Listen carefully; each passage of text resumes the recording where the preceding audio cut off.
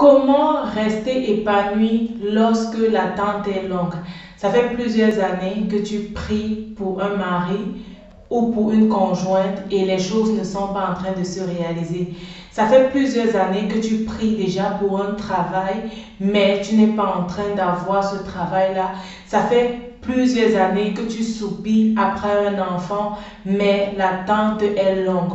Comment rester épanoui lorsque l'attente est longue? Nous parlons de ça dans cette vidéo, alors reste scotché.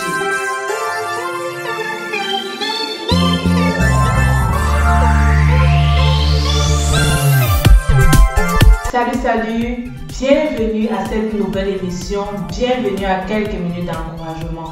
Je suis très contente que tu prennes de ton temps pour regarder cette émission aujourd'hui, cette émission qui va te bénir et qui va t'encourager. Je suis Myriam et sur cette chaîne, je partage avec toi les clés qui vont te permettre réellement d'être épanoui, d'être un chrétien épanoui, de briller afin que les autres en te voyant vivre puissent t'admirer et plus aspirer à vivre cette vie chrétienne que tu as. Aujourd'hui, nous parlons d'un sujet qui te touche probablement parce que tu t'attends à quelque chose. Tu veux voir Dieu agir dans ta vie. Et même si cela ne te touche pas directement, tu as un ami, une soeur, un frère qui est concerné par cette émission. Et aujourd'hui, nous allons voir encore les clés qui vont t'aider ou alors qui vont l'aider à être épanoui malgré la longue attente. Je t'encourage à t'abonner si ce n'est pas encore le cas et surtout n'hésite pas à me laisser un commentaire si cette vidéo t'a plu et de la partager autour de toi. Dans la vie, nous sommes confrontés à plusieurs dilemmes, à plusieurs difficultés. Et parfois, on se demande, mais jusqu'à quand est-ce que je dois faire face à cette situation? Combien de temps est-ce que je dois encore attendre pour voir la réalisation de ce projet, pour voir ce désir finalement se concrétiser? Je vais partager avec nous 4 clés qui vont nous aider dans ce sens. Je désire réellement t'encourager. Je désire réellement t'aider à garder la tête haute et je crois que par la grâce de Dieu, les conseils que je vais te donner aujourd'hui vont réellement t'aider. La première clé, si tu veux rester épanoui malgré la longue attente, c'est d'être reconnaissant.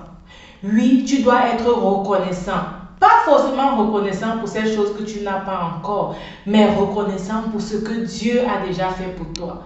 La Bible te dit, compte les bienfaits de Dieu, mets-les tous devant tes yeux et tu verras combien le nombre en est grand. Dieu a fait beaucoup de choses pour toi, je suis sûre.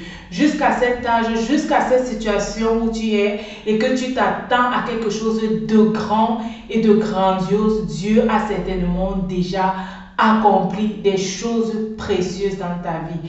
Et je t'encourage à être reconnaissant.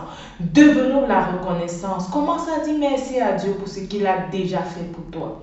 Rappelle-toi comment lorsque tu étais malade, l'Éternel t'a guéri.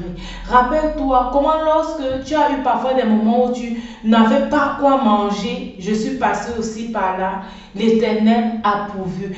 Rappelle-toi pendant les moments où tu n'étais pas sûr de réussir, peut-être un examen, de réussir, peut-être un travail, l'accès à un travail.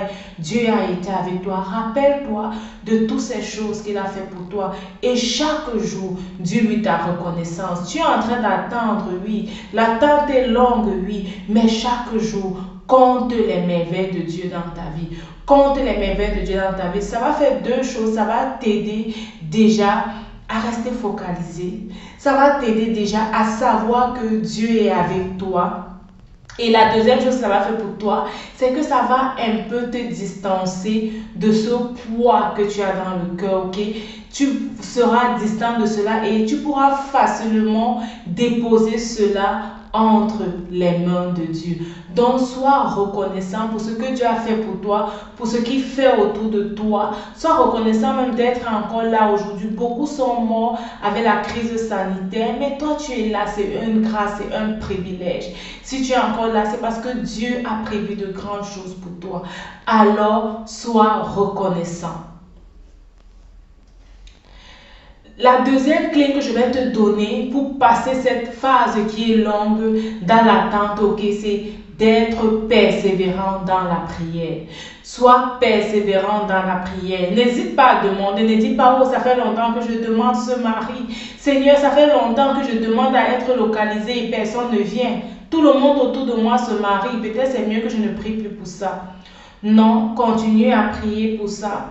Continue à dire ce désir à Dieu, ok? La Bible dit, fais de l'Éternel tes délices, il te donnera ce que ton cœur désire. Dieu connaît ce que ton cœur désire et il faut lui dire ce que ton cœur désire, ok? La Bible dit, faites reconnaître en tout temps vos besoins à l'Éternel, ok? Fais reconnaître tes besoins à l'Éternel. Donc, persévère dans la prière. Tu es reconnaissant et tu continues à persévérer dans la prière. Lorsque tu te rappelles, tu dis, Seigneur, souviens-toi de moi dans ta miséricorde. Souviens-toi de moi dans ta bonté. Tu vois ce travail où je désire réellement cette promotion. Tu vois cet enfant que je suis en train d'attendre. Souviens-toi de moi dans ta miséricorde. Sois persévérant, ok? Reste persévérant et laisse réellement Dieu combler ce désir de ton cœur. La troisième clé que je veux te donner aujourd'hui pour t'encourager, l'attente est longue, ok? L'attente est longue et tu es en situation de difficulté et tu te demandes, Seigneur, jusqu'à quand, ok? Je veux t'encourager à écouter les témoignages de d'autres personnes qui sont passées par la situation par laquelle tu passes aujourd'hui. C'est la troisième clé. Inspire-toi des témoignages des autres. Ça va te permettre déjà de rendre grâce à Dieu pour ce qu'il fait pour la vie des autres. Tu veux ce travail, ok? Tu veux cet enfant, tu veux cette guérison, tu veux ce mari. Et autour de toi, tu écoutes les témoignages des gens qui sont passés par là et pour qui Dieu a agi. Rejette-toi avec eux, rends gloire à Dieu pour cela. Rends gloire à Dieu et dis à Dieu, waouh, c'est merveilleux. Tu fais encore des choses pareilles. Ça veut dire que pour moi aussi, tu peux faire. Je me souviens de cette histoire que j'ai écoutée et j'ai vu comment tu as agi dans ce couple. Et je sais également que dans mon couple, Seigneur, tu vas agir. Je me souviens de cette personne qui a attendu longtemps, cette fille. On l'insultait même, on disait qu'elle ne peut pas se marier. Elle est vieille, mais tu l'as rencontrée et tu as permis réellement qu'elle se marie. Aujourd'hui, elle est heureuse et elle te rend gloire. Je crois qu'un jour, je vais également te rendre gloire. Je crois que mon jour viendra où je vais également te rendre gloire. Inspire-toi des témoignages des autres personnes, ok? Vois ce que Dieu fait pour eux et que cela t'encourage parce que Dieu va également faire pour toi de grandes choses. La quatrième clé que je vais te donner aujourd'hui, c'est prépare-toi à la bénédiction de Dieu. Prépare-toi à recevoir cette bénédiction. J'ai écouté une fois un pasteur, il prêchait par rapport à ça et il disait, si tu attends un travail et tu pries Dieu pour le travail, ne dors pas jusqu'à 8 heures, ne dors pas jusqu'à 9 heures. Non, quand tu veux un travail, quand tu commences à travailler, tu es debout à 5 heures, à 6 heures. Tu te prépares pour le travail, ok? Prépare-toi, arrange ta maison, fais-toi beau et belle.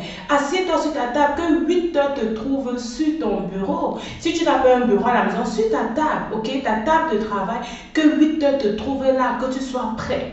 Ok, et peut-être ça sera peut-être pour toi de regarder les demandes d'emploi, d'envoyer quelques demandes d'emploi, de regarder peut-être ce qui se trouve et ce qui se passe dans le marché. Est-ce que tu as besoin peut-être de faire une autre formation, une formation complémentaire pour ajouter à ton CV, ok? Prépare-toi à ce travail. Si tu attends un mari, ok, ne vis plus ta vie comme tu voulais.